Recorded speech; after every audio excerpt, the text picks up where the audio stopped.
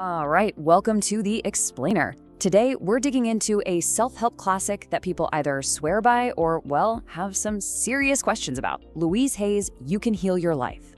In the next few minutes, we're going to unpack its huge core idea, the step-by-step plan it offers, and the legacy it's left behind. So let's dive right in.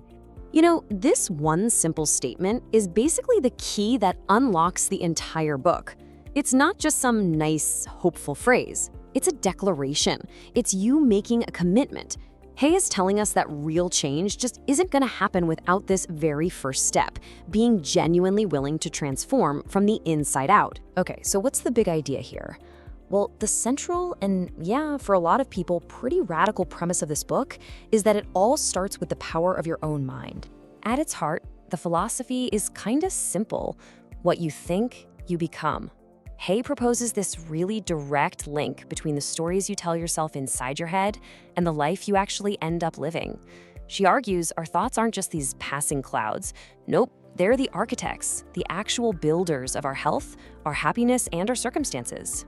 So how does that actually work? I mean, how can a thought affect your physical health? Hay's entire argument hinges on the powerful and, let's be honest, often underestimated mind-body connection. Hay gets really specific. She basically draws a map connecting certain thought patterns to real-world outcomes. In her view, these negative loops aren't just harmless. For example, that constant inner critic, that's linked directly to personal struggles. Holding on to deep-seated resentment can, she argues, actually show up as physical illness. And carrying around a heavy burden of guilt, that can create a reality where you always feel like you're lacking something. It's a very direct cause and effect model. So these are the main villains in the story, right? The emotional blocks that get in our way. The book really zeroes in on these four: trauma that hasn't been dealt with, guilt that just won't go away, that deep-seated resentment, and of course, that nagging inner voice of chronic self-criticism. According to Hay, these are the real roots of our problems. All right, so if our thoughts are the problem, then it stands to reason that changing them has to be the solution, right? And this is where the book really pivots from theory into a super practical, hands-on plan for healing. It stops being just a philosophy and becomes more like a manual, a toolkit for transformation. And at the heart of this manual is a pretty clear 7-part action plan. So let's break down the first 4 steps, which are really the foundation of the whole thing. The whole process kicks off with 4 key practices.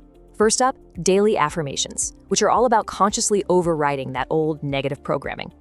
Next, you've got journaling, which helps you catch and reframe those negative thoughts as they pop up. This goes hand in hand with daily acts of self-love and appreciation. And finally, and this is a big one, a dedicated practice of forgiveness to release that heavy resentment we were just talking about. So what does an affirmation even sound like? Well, here's a classic example from the book. Something like, I love and approve of myself. The idea is that when you repeat it often, Hay was a big fan of saying it to yourself in a mirror, it's designed to directly fight back against years of self-criticism. The whole goal is to build a new mental habit, like a new muscle. From there, the work gets even deeper. You move into visualization, using your mind's eye to literally picture a healthy body and a joyful life. Then, you get really conscious about replacing limiting beliefs like, I'm not good enough, with empowering ones. And finally, integration. And this is so crucial. It's about applying these new ways of thinking to your work, your relationships, your health, everything, until it just becomes your new normal. Now, of course, no single approach works for every single person. And it's really important to look at this book from a balanced perspective, acknowledging both its strengths and the common criticisms it gets. I mean, the appeal is pretty obvious, right? The language is super simple, the tone is incredibly positive and encouraging, and it gives you practical exercises anyone can try. But, and this is a big but, it has some significant limitations. The core claims are metaphysical, not scientific, which is a huge point of debate. Seeing results also takes a ton of consistency and, frankly, belief in the process. And here's the most important one. Experts are very clear that this should be seen as a complementary practice, not a substitute for professional medical advice. So where does all this lead?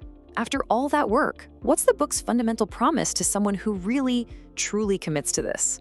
At the end of the day, this isn't a book you can just passively read and expect your life to change.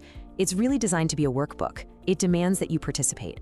The promise of transformation is tied directly to your willingness to actually do the exercises and apply the principles day in and day out. And that really leaves us with this one final, powerful question, which basically sums up the entire message of the book. If you accept the idea that your thoughts are the authors of your reality, then you're the one holding the pen. So what's your next chapter going to be?